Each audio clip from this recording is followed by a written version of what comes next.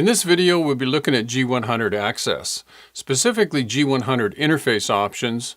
For Local KVM, we'll start with the Local HMI Task Functions, Screen Layout, and Virtual Keyboard, MCP Local Configuration Utility, MCP Settings GUI, and lastly for Local KVM, the Local MCP Runtime HMI.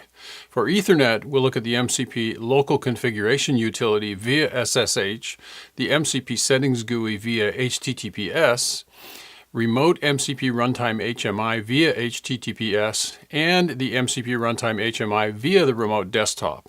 Lastly, we'll cover the serial maintenance port for the MCP Local Configuration Utility. With that said, let's jump in. Once the G100 unit is powered up, several interface options are available for connecting to the device. This includes the Local KVM, where a keyboard, mouse, and monitor can be connected directly to the unit. Connect the display port to a monitor with a display cable. Connect a keyboard and mouse to any of the USB Type A ports. Support access, MCP Local Configuration Utility, MCP Settings GUI, Local Runtime HMI. Ethernet interfaces, G100 provides 4 independent Ethernet ports. Ethernet port 1 is, port number 1 is 10.100.1000 base T. RJ45 copper port. Default IP address is 192.168.168.81. Ethernet port number 2, 3, and 4. Port number 2 is 10.100.1000 base T. RJ45 copper port. Port number 3 and 4 are SFP ports that support multiple 100 base and 1000 base options. You must be in the internal zone to access the G100. Support access, MCP Local Configuration Utility, MCP Settings GUI, Remote Runtime HMI, MCP Runtime HMI via the remote desktop. Default serial maintenance. Default serial maintenance port where the user can connect to the device via RJ45 serial console cable. Serial port number 4 in RS-232 mode with a baud rate of 115200. And support access, MCP Local Configuration Utility. The Local HMI provides access to the G100 through a local substation computer setup via KVM or keyboard, video, and mouse. The taskbar shown on Local HMI on the bottom of the screen provides the following functions: access to start applications, minimize all windows and show desktop, switch between active windows and workspaces, launch a terminal session to the MCP shell, launch the MCP system, launch the MCP System Settings GUI, which you should have only one instance across all workspaces. Launch the MCP Emergency Access, which also should have only one instance across all workspaces. Launch Local Runtime HMI, also supports only one instance across all workspaces. Network interface 0 statistics, memory statistics, CPU statistics, local time clock. Additional information will be shown when hovering the mouse over the statistics and time clock. The color theme can be changed using Start, Settings, Themes. The Local HMI and all applications running can be restarted using Start, Logout selections. Screen layout and resolutions may be configured using the Screen Layout Utility. Utility can be launched from the Local HMI Start menu using Start, System, Screen Layout. The minimum resolution supported in Local HMI is 1280 by 1024, and the recommended resolution is FHD 1920 by 1024 or higher. The G100 supports a single monitor only. When a single monitor is connected, the connected monitor becomes the primary. The configured resolution will always be persisted once the Screen Layout Utility is closed. A virtual keyboard may be displayed on the screen using a Start System Onboard. Clicking on the top right X will close the virtual keyboard. The MCP Gateway Local Configuration Utility is used to configure system-level settings on the G100. This interface is the shell-based equivalent of the MCP Settings GUI.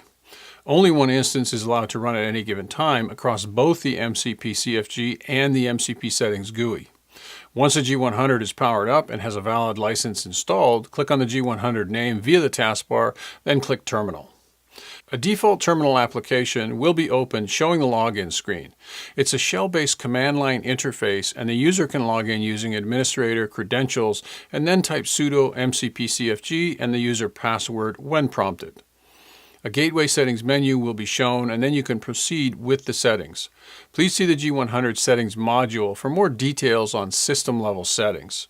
The MCP Settings GUI is used to configure system-level settings on the G100. This interface is a web-based equivalent of the MCP Local Configuration Utility. The functionality is identical when the system is configured via the MCP Settings GUI or MCP Local Configuration Utility. The only difference is that the MCP Settings GUI is a web-based interface. Again, only one instance is allowed to run at any given time across both the MCP-CFG and the MCP Settings GUI.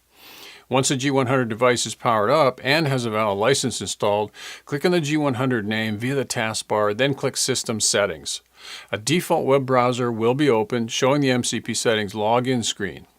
Log in using administrator credentials, and then you can proceed with the settings. Please see the G100 Settings module for more details on system-level settings. The Local Runtime HMI will be started automatically once the G100 is powered up and has a valid license installed. Alternatively, the Local Runtime HMI can be launched by clicking on the G100 name via the taskbar and then click Application G100 HMI.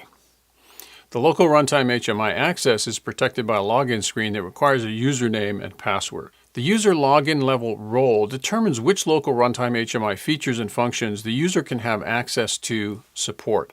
If configured without a login, then the Local Runtime HMI will be launched automatically with the G100 homepage and the configured user privileges. The Local Runtime HMI provides the same functions for local display and control as the Remote Runtime HMI, with a few exceptions. Multiple users can use the MCP Runtime HMI simultaneously, using any of the local remote desktop concurrently.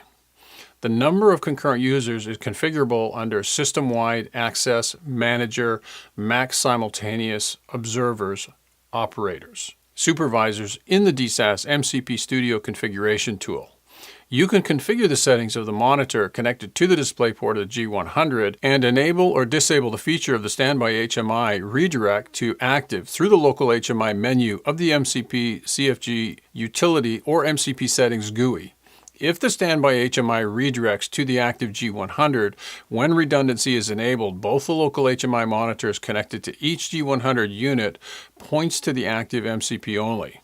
The Local HMI power bar on each G100 indicates whether Local HMI is showing information for this G100 or the peer G100. Please see the G500 Settings module for more details on Local HMI settings, and see the G500 G100 Runtime HMI module for the auto login and the HMI functionalities and features.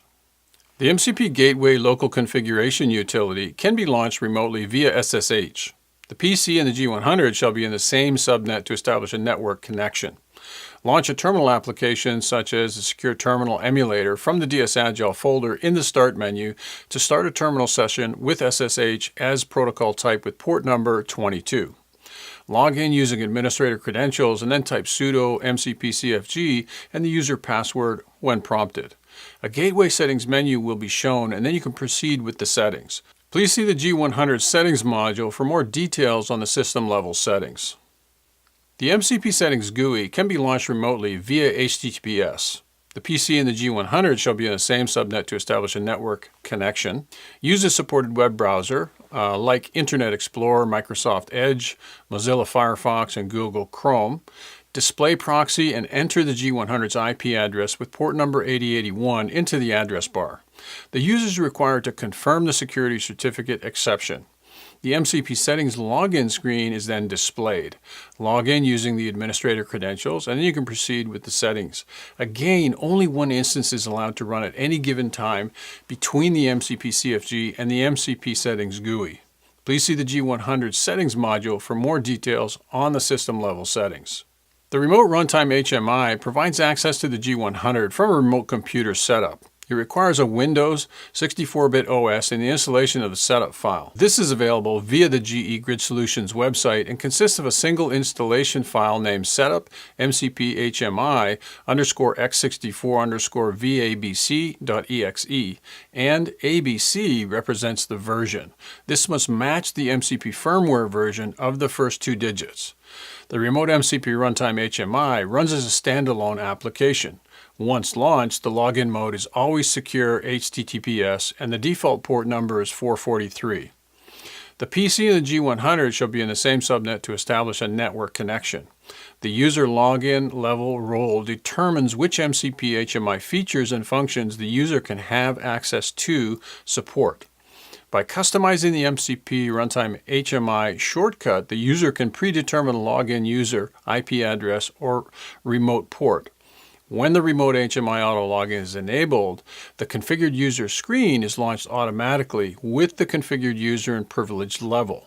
After successful login, the MCP Runtime HMI shows either G100 or G500 automatically by detecting the connected device type. Please see the G500 G100 Runtime HMI module for the auto login and the HMI functionalities and features. Starting with the MCP version 3.00, it's possible to connect to a separate instance of the local HMI using remote desktop, here named RD, from a Windows PC, minimum Windows 10.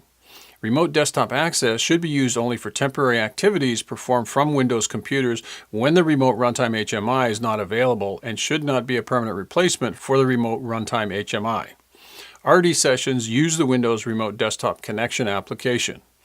Except for the screen, mouse, and keyboard, there are no additional resources shared over the Windows Remote Desktop. RD access requires a Remote Desktop MCP license and a separate RD HMI application. The RD HMI application can be obtained as a signed Docker container file from GE repositories or using the DSAS updates workflow and has the file name MCP RD HMI, followed by the compatible firmware version, for example, MCP RD HMI-300.2515-0.0. The MCP RD HMI application is installed in the G100 device using a PETC-based workflow. The MCP RD functionality is provided by a separate Docker container, which eliminates all possible interactions and crosstalk cross-actions between the KVM local HMI and the RD sessions.